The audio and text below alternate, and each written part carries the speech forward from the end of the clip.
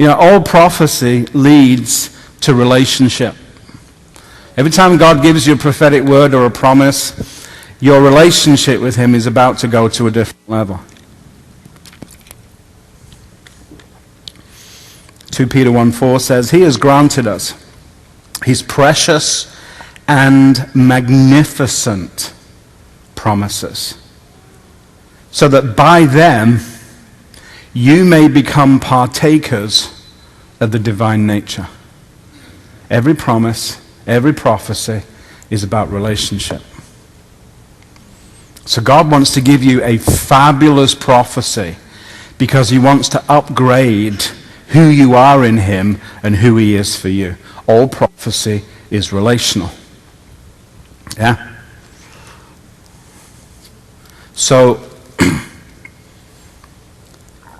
every promise you've ever had, every prophecy is given by God so that you can come into a place of increase in your relationship with him. Back to that whole thing of we're children of God, we're sons of God, we're heirs of God, partakers of his divine nature.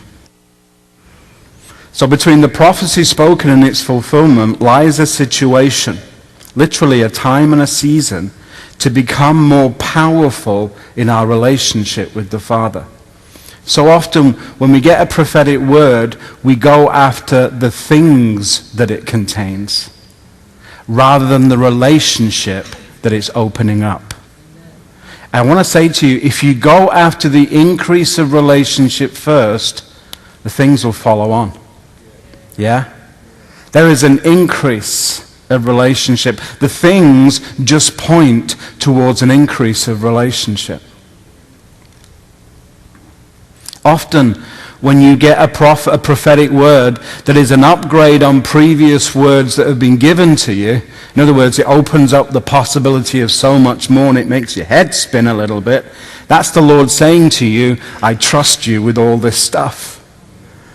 And so we all often live in the shortfall between how we think of ourselves before God and how he actually thinks of us as we stand before him.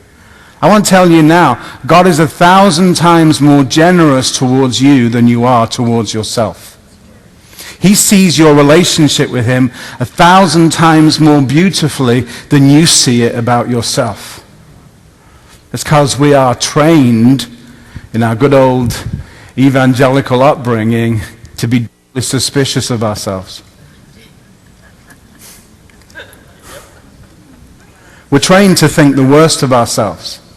It's this whole religious thing, this whole false humility thing.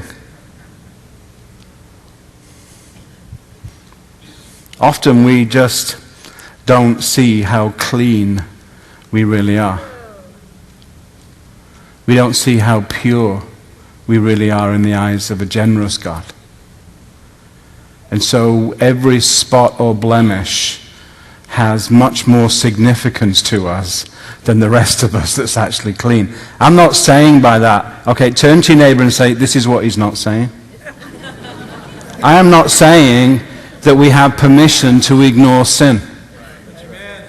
I'm just saying that where sin is present, so is cleansing, so is grace. I'm saying that when sin is present, the blood is also present. So I think I would rather focus on the blood and what it does.